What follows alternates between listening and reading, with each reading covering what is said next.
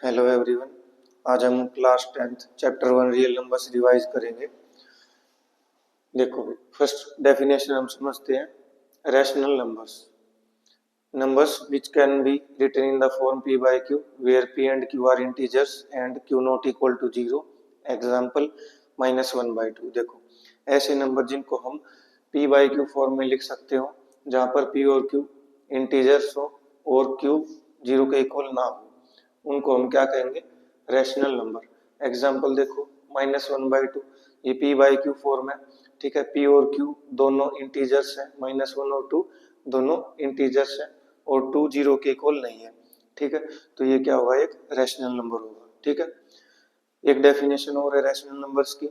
Numbers whose decimal expansion is either terminating और non terminating repeating. ऐसे number जिनका decimal expansion या तो टर्मिनेटिंग हो या नॉन टर्मिनेटिंग रिपीटिंग हो, तो हम उनको क्या कहेंगे? Rational numbers. एग्जाम्पल देखो -0.5। ठीक है, -0.5 के अंदर डेसिमल के बाद फाइनाइट नंबर ऑफ डिजिट है। ठीक है, केवल एक ही डिजिट है, तो हम इसको क्या कहेंगे? Terminating decimal expansion. ठीक है, तो ये टर्मिनेटिंग डेसिमल एक्सपेंशन है, तो हम इसको रैशनल नंबर भी कह सकते हैं, ये रैशनल नंबर होगा। ठीक है, जैसे -1/2 है, इसका डेसिमल एक्सपेंशन क्या होगा? -0.5। ठीक है, इसको डिवाइड करेंगे तो डेसिमल एक्सपेंशन क्या होगा इसका? -0.5। ठीक है, तो ऐसे नंबर जिनका डेसिमल एक्सपेंशन टर्मिनेटिंग होगा तो वो रैशनल नंबर होंगे। अब देखो ये एग्जांपल 0.333 एंड सो ऑन। इसके अंदर डेसिमल के बाद फाइनाइट नंबर ऑफ डिजिट नहीं है। ठीक है, तो ये नॉन टर्मिनेटिंग नंबर है और ये 3 बार बार रिपीट हो रहा है इसके अंदर। ठीक है, ये 3 रिपीट हो रहा है इसके अंदर, तो हम क्या कहेंगे? ये कैसा नंबर है? कैसा डेसिमल एक्सपेंशन है? Non terminating repeating. ठीक है, तो नॉन टर्मिनेटिंग रिपीटिंग है, तो हम इसको क्या कह सकते हैं? Rational number. देखो 0.333 एंड सो ऑन को हम ऐसे लिख सकते हैं 0.3 बार। जो नंबर रिपीट हो रहा है उसके ऊपर बार लिख करके हम लिख सकते हैं। ठीक है, इसको p बाई क्यू फॉर्म में हमने रिप्रेजेंट करना सीखा था 9th क्लास में। ठीक है भाई, तो इसको हम p बाई क्यू फॉर्म में भी रिप्रेजेंट कर सकते हैं। ठीक है, तो ऐसे नंबर जो नॉन टर्मिनेटिंग रिपीटिंग होते हैं वो भी रैशनल नंबर्स होते हैं। अब देखो इरेशनल नंबर्स, ऐसे नंबर जिनको हम p बाई क्यू फॉर्म में ना लिख सकते हो, जहां पर p और q इंटीजर हो और q नॉट इक्वल टू 0 हो। ठीक है, ऐसे नंबर जिनको हम p बाई क्यू फॉर्म में नहीं लिख सकते, जैसे √2, √3, √5, ऐसे कुछ एग्जांपल्स हैं। ठीक है, तो √2 को हम p बाई क्यू फॉर्म में नहीं लिख सकते, तो ये क्या होगा? Irrational number. ठीक है, नंबर्स। अब देखो दूसरी डेफिनेशन इरेशनल नंबर की। Number whose decimal expansion is non terminating non repeating. ऐसा नंबर जिसका डेसिमल एक्सपेंशन नॉन टर्मिनेटिंग और नॉट रिपीटिंग हो। ठीक है, जैसे ये एग्जांपल लिया हमने 0.1234 एंड सो ऑन। ये नॉन टर्मिनेटिंग नंबर है और इसके अंदर डिजिट रिपीट भी नहीं हो रही है। ठीक है, तो हम इसको क्या कहेंगे? Irrational number. नॉन टर्मिनेटिंग और नॉन रिपीटिंग डेसिमल एक्सपेंशन है इसका, तो एक ऐसा नंबर है irrational number. Real numbers, collection of rational numbers and irrational numbers are known as real numbers. Rational number और इरेशनल नंबर दोनों मिलाकर उनको क्या कहते हैं हम? Real numbers. जैसे √2, 1/5, ये सभी क्या है? Real numbers. ठीक है, प्राइम नंबर देखो every integer greater than 1 which is divisible by only 1 and itself। देखो भाई divisible by only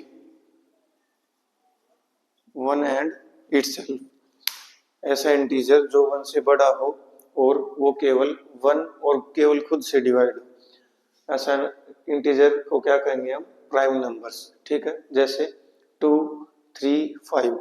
2 1 से ग्रेटर है, 1 से बड़ा है और केवल 1 से और खुद से डिविजिबल है और किसी से नहीं है। ठीक है, इसलिए 2 क्या है? Prime number. ऐसे ही 3 और 5 भी प्राइम नंबर्स है।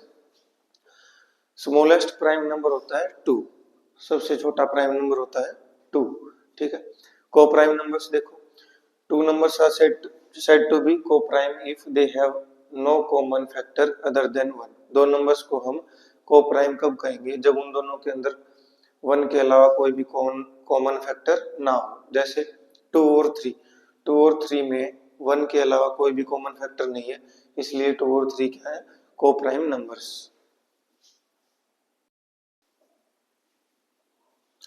Fundamental theorem of arithmetic. Every composite number can be expressed or factorized as a product of primes, and this factorization is unique apart from order in which prime factors occur। देखो भाई, हर एक composite number को हम factorise कर सकते हैं। कैसे? हम हर एक कंपोजिट नंबर को प्रोडक्ट ऑफ प्राइम्स की फॉर्म में लिख सकते हैं और ये फैक्टराइजेशन यूनिक होगी apart from order in which prime factors occur. देखो एग्जांपल से समझते हैं। ये हमने एक कंपोजिट नंबर लिया, ठीक है, इसको हमने प्राइम फैक्टराइजेशन की इसकी, ठीक है, तो यहाँ पर हमने इसको ऐसे लिखा, प्राइम कंपोजिट नंबर को लिखा प्रोडक्ट ऑफ प्राइम्स में, ठीक है, ये सभी प्राइम नंबर्स हैं, ठीक है। देखो अभी समझना, हमने इस कंपोजिट नंबर को लिखा एज प्रोडक्ट ऑफ प्राइम्स, ठीक है। अब ये जो प्रोडक्ट है ये यूनिक होगी, जो इसके अंदर प्राइम नंबर्स हैं, जो प्राइम फैक्टर्स हैं इसके, इनके अलावा इसकी प्राइम फैक्टराइजेशन में कोई भी प्राइम नंबर नहीं होगा 2, 3, 7, 13 के अलावा, ठीक है। तो जो ये प्रोडक्ट है ये यूनिक होगी, ठीक है, ये फैक्टराइजेशन यूनिक होगी। इनका ऑर्डर वेरी कर सकता है। ऑर्डर कैसे वेरी करेगा? 3 को आगे लिख दे, 2 को पीछे लिख दे, ठीक है, ऐसे ऑर्डर आगे पीछे हो सकता है इनका, लेकिन जो इनकी प्राइम फैक्टराइजेशन है वो यूनिक होगी। इनके अलावा इसकी प्राइम फैक्टराइजेशन के अंदर कोई भी दूसरा प्राइम नंबर नहीं आ सकता, ठीक है। अब 2 को ऐसे लिख सकते हैं 2⁻3, यहाँ पर 3 2 टाइम्स है तो 3⁻2, 7⁻1, 13⁻1, ठीक है। तो ऐसे ही हर एक कंपोजिट नंबर को हम प्रोडक्ट ऑफ प्राइम्स में एक्सप्रेस कर सकते हैं और ये फैक्टराइजेशन यूनिक होगी, ठीक है। इन फैक्टर्स का ऑर्डर वेरी कर सकता है, ये आगे पीछे लिख सकते हैं हम, लेकिन ये फैक्टराइजेशन यूनिक होगी।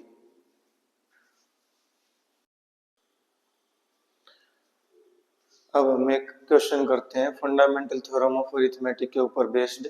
देखो, consider the number 4n where n is a natural number, check whether there is any value of n for which 4n ends with digit 0। देखो एक नंबर है 4n, ठीक है, यहाँ पर n कोई नेचुरल नंबर है, हमें चेक करना है कि n की किस वैल्यू के लिए 4n की जो लास्ट डिजिट है या यूनिट डिजिट है वो 0 के इक्वल होगी, ठीक है।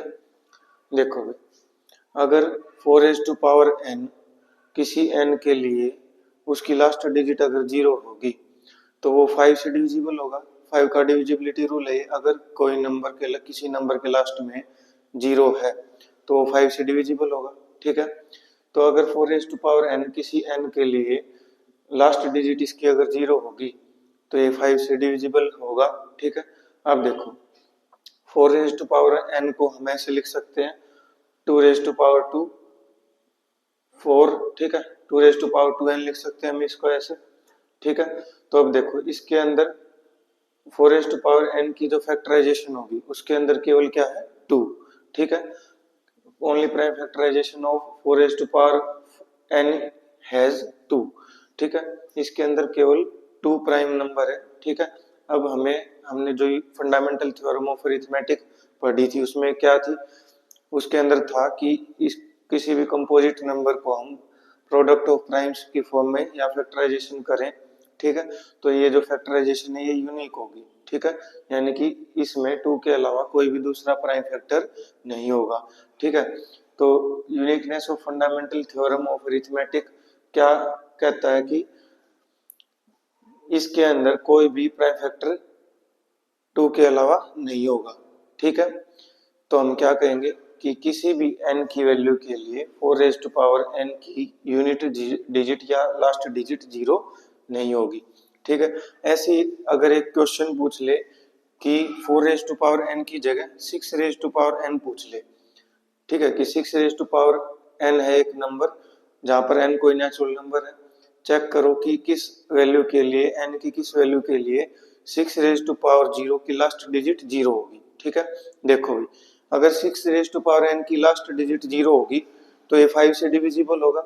ठीक है, तो ये 5 से डिविजिबल होगा। देखो तो इसकी प्राइम फैक्टराइजेशन के अंदर 5 आना चाहिए। ठीक है ना, अगर ये 5 से डिविजिबल है तो इसकी प्राइम फैक्टराइजेशन के अंदर 5 आना चाहिए। ठीक है, लेकिन देखो 6 raised to power n को हम क्या लिख सकते हैं, 2 into 3 raised to power n, लेकिन इसकी प्राइम फैक्टराइजेशन के अंदर तो क्या आया, केवल 2 और 3। इसकी प्राइम फैक्टराइजेशन के अंदर क्या आएगा, केवल 2 और 3।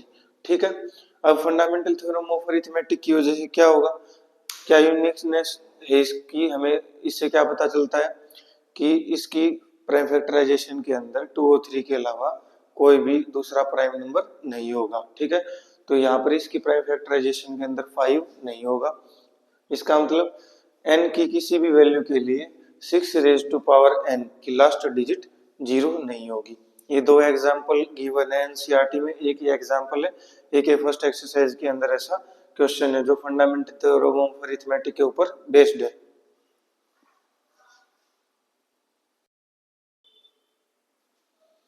अब हम एक क्वेश्चन करते हैं, find HCF and LCM of 6 and 20 by prime factorization method.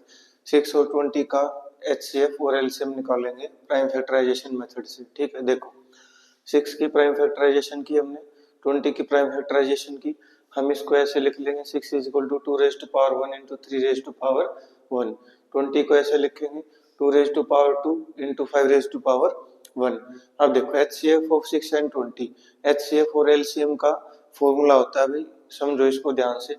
HCF कैसे निकालते हैं, product of smallest power of each common prime factor in the numbers. देखो ये दो नंबर्स हैं, इनमें जो कॉमन प्राइम फैक्टर है वो देखो 2 कॉमन प्राइम फैक्टर है दोनों के अंदर, और उसकी स्मॉलेस्ट पावर लेनी है हमें। ठीक है, 2 raised to power 1। ठीक है, तो HCF क्या होगा, 6 और 20 का 2 raised to power 1 यानी कि 2। ठीक है, तो HCF का क्या फॉर्मूला हुआ, product of smallest power of each common prime factor. अब इन दोनों में पहले तो कॉमन प्राइम फैक्टर देखेंगे, क्या कॉमन प्राइम फैक्टर है, 2। ठीक है, अब 2 की स्मॉलेस्ट पावर क्या है इनमें, 2 raised to power 1। ठीक है, तो 2 raised to power 1 इसका HCF होगा इन दोनों नंबर्स का। ठीक है, ये सभी को याद कर लेना इसको, इस फॉर्मूले को। LCM of 6 and 20, product of greatest power of each prime factor in the numbers. देखो भाई यहाँ पर जो हर एक प्राइम फैक्टर होगा इन दोनों का, उसकी ग्रेटेस्ट पावर की प्रोडक्ट लेनी है। देखो भाई इन दोनों में ये दोनों देखो 2, एक तो प्राइम फैक्टर है, एक 3 है, एक 5 है। ठीक है, अब 2 की हाईएस्ट पावर लेनी है, 2 raised to power 2, 3 raised to power 1, 5 raised to power 1। अब इनकी प्रोडक्ट करेंगे तो 60 आएगा, तो एलसीएम ऑफ 6 and 20 क्या आएगा, 60। इन दोनों में क्या डिफरेंस है, एचसीएफ में क्या होगा, एचसीएफ में है कॉमन प्राइम फैक्टर और उसकी लोएस्ट पावर या स्मॉलेस्ट पावर। एलसीएम में क्या होगा, हर एक प्राइम फैक्टर होगा। ठीक है, हर एक प्राइम फैक्टर और उनकी ग्रेटेस्ट पावर का प्रोडक्ट। ठीक है, इसको इन दोनों को ध्यान से समझो और याद कर लेना इसको, इसके ऊपर बेस्ड और क्वेश्चंस भी ट्राई करना। ठीक है,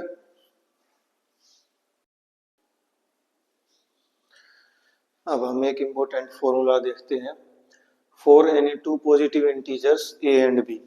किन्हीं दो पॉजिटिव इंटीजर्स ए और बी के लिए क्या होगा, ये फॉर्मूला सेटिस्फाई करेगा। देखो भाई HCF of a and b multiply LCM of a and b equal to a multiply b. ठीक है, ये दो नंबर्स के लिए वैलिड है फॉर्मूला, 3 नंबर्स के लिए नहीं है। ठीक है भाई, तो इसको याद कर लेना, HCF of a and b into LCM of a and b equal to a multiply b. इसका यूज देखते हैं क्वेश्चन के अंदर। ये क्वेश्चन है, देखो HCF दे रखा है इन दो नंबर्स का 9 के इक्वल, और LCM निकालना है इन दोनों नंबर का। ठीक है भाई, देखो फॉर्मूला यहाँ पे पुट किया हमने, HCF into LCM equal to product of 2 numbers. ठीक है, HCF की वैल्यू दे रखी थी यहाँ पर 9, यहाँ पे 9 वैल्यू पुट कर दिया HCF की वैल्यू। ठीक है, into LCM equal to product of these 2 numbers. अभी 9 इधर मल्टीप्लाई में उधर जाके डिवाइड होगा, ठीक है। 9 से इसको कैंसिल करेंगे तो 34 आएगा, इनको मल्टीप्लाई करेंगे तो 22,338 इन दोनों नंबर का एलसीएम आएगा, ठीक है। अब यहाँ पर इस फॉर्मूले के अंदर चार चीजें हैं भाई, एचसीएफ, एलसीएम और ये दोनों नंबर, ठीक है। इन चार चीजों में से हमें अगर कोई तीन चीजें पता होंगी तो हम फोर्थ निकाल सकते हैं, ठीक है। तो इसको ध्यान से समझना और इस फॉर्मूले को याद करना भाई।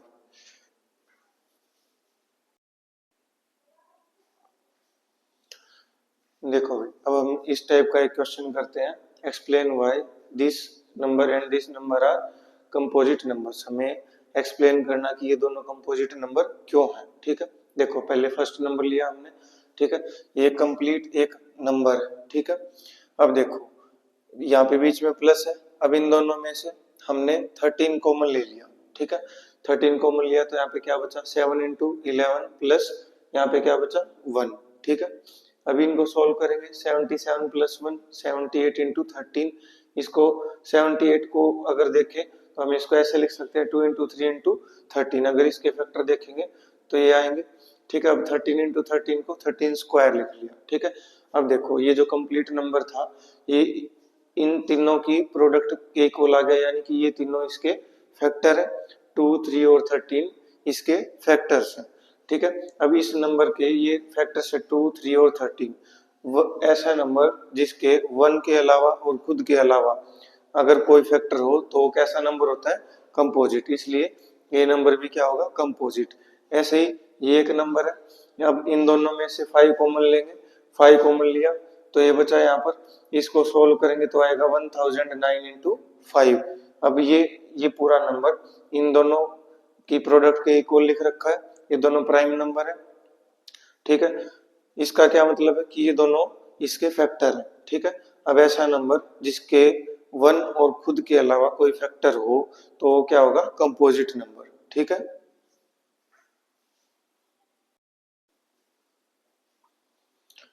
देखो भाई, there is a circular path around a sports field, एक स्पोर्ट्स फील्ड है उसके अंदर सर्कुलर पाथ है भाई। Sonia takes 18 minutes to drive one round of the field, Sonia उस फील्ड का एक चक्कर लगाने में उसको 18 मिनट्स लगते हैं, while Ravi takes 12 minutes for the same, Ravi को एक चक्कर लगाने में 12 मिनट्स लगते हैं भाई। Suppose they both start at same point, मान लो कि वो दोनों सेम पॉइंट से स्टार्ट करते हैं and same time and go in same direction, same point से स्टार्ट करते हैं, सेम टाइम पर स्टार्ट करते हैं और सेम डायरेक्शन में चलते हैं वो, ठीक है। After how many minutes will they meet again at starting point, कितने मिनट के बाद वो दोबारा से स्टार्टिंग पॉइंट पर मिलेंगे। देखो भाई, उनको सोनिया को लगते हैं भाई 18 मिनट्स, रवि को 12 मिनट्स, अभी वो कितने मिनट बाद मिलेंगे, ज्यादा मिनट बाद मिलेंगे, ठीक है। कैसे, देखो एक राउंड कंप्लीट करेंगे 18 मिनट में और 12 मिनट में, एक राउंड के बाद ही मिलेंगे वो, ठीक है। तो इनसे ज्यादा टाइम लगेगा उनको, ठीक है।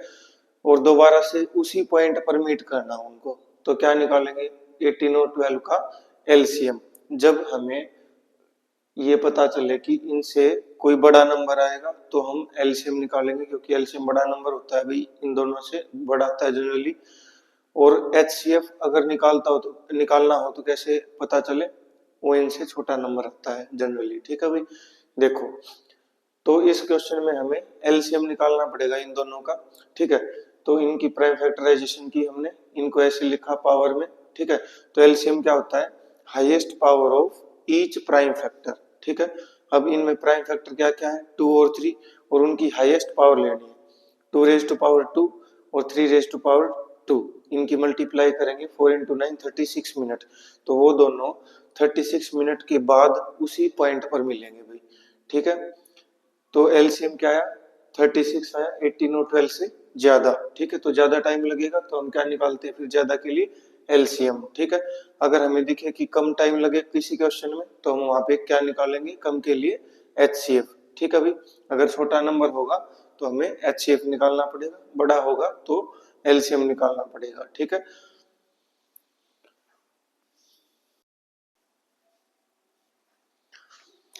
प्रूव दैट √2 इज इरेशनल, हमें √2 को इरेशनल प्रूव करना है, ठीक है।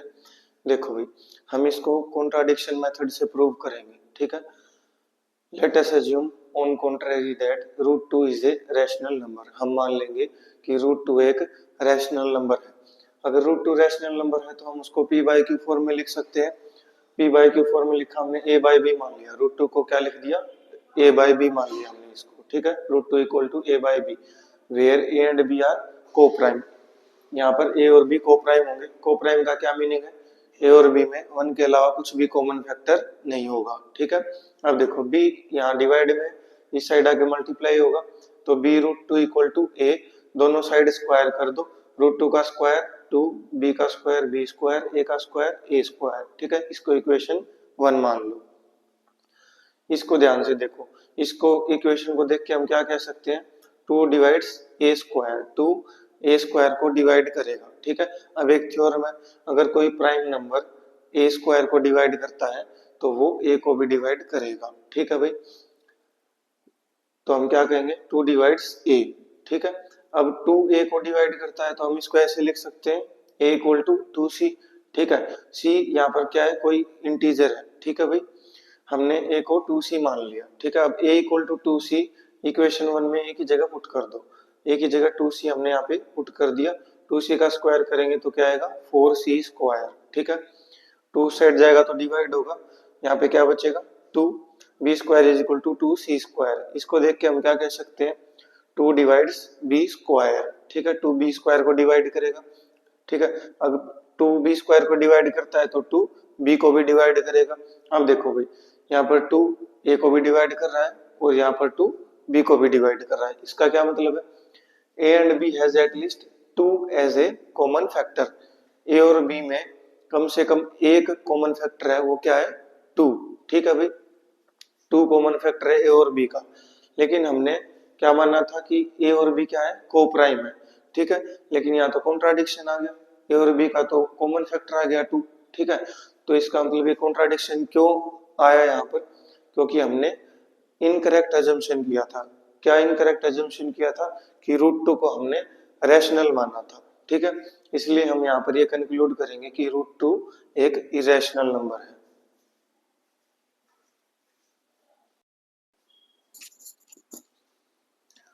Prove that 5 minus √3 is irrational. 5 minus √3 को हमें इरेशनल प्रूव करना है। देखो भी, इसको भी कॉन्ट्राडिक्शन मेथड से प्रूव करेंगे। Let us assume on contrary that 5 minus √3 is rational. हमने मान लिया कि 5 माइनस √3 एक रैशनल नंबर है, ठीक है। अगर 5 माइनस √3 एक रैशनल नंबर है तो हम इसको p बाई क्यू फॉर्म में लिख सकते हैं, where p and q are integers and q not equal to 0, ठीक है। देखो भाई, 5 माइनस √3 किसके इक्वल होगा, a बाई बी के इक्वल हमने मान लिया। यहाँ पर a और b को प्राइम और इंटीजर है और b 0 के इक्वल नहीं होगा भाई, ठीक है। देखो, √3 को उस साइड भेज दिया तो प्लस हो गया, a बाई बी को इस साइड ले आए तो माइनस हो गया, ठीक है। अब देखो 5 minus a by b equal to √3। देखो अब ध्यान से, a और b इंटीजर है तो a बाई बी एक रैशनल नंबर होगा, ठीक है। 5 एक रैशनल नंबर है, दो रैशनल नंबर की सब्ट्रैक्शन रैशनल नंबर होती है, तो 5 up minus a upon b एक रैशनल नंबर होगा, ठीक है। अब ये इसके इक्वल है √3 के, अब ये रैशनल नंबर है तो ये भी रैशनल नंबर होगा, ठीक है। This is rational number, so √3 is rational. लेकिन हमें पता है कि √3 क्या होता है, इरेशनल नंबर होता है। This contradicts the fact that √3 is irrational. यहाँ पे क्या आ गया, कॉन्ट्राडिक्शन आ गया। यहाँ पे तो √3 रैशनल आ गया, लेकिन हमें पता है √3 एक इरेशनल नंबर होता है, ठीक है। ये कॉन्ट्राडिक्शन क्यों आया, this contradiction has arisen because of our incorrect assumption. ये हमने इनकरेक्ट अजम्पशन किया था कि 5 माइनस √3 एक रैशनल नंबर है, इसलिए यहाँ पे कॉन्ट्राडिक्शन आया है, ठीक है। तो हम क्या कंक्लूड करेंगे यहाँ से कि 5 माइनस √3 एक इरेशनल नंबर है। Thank you everyone.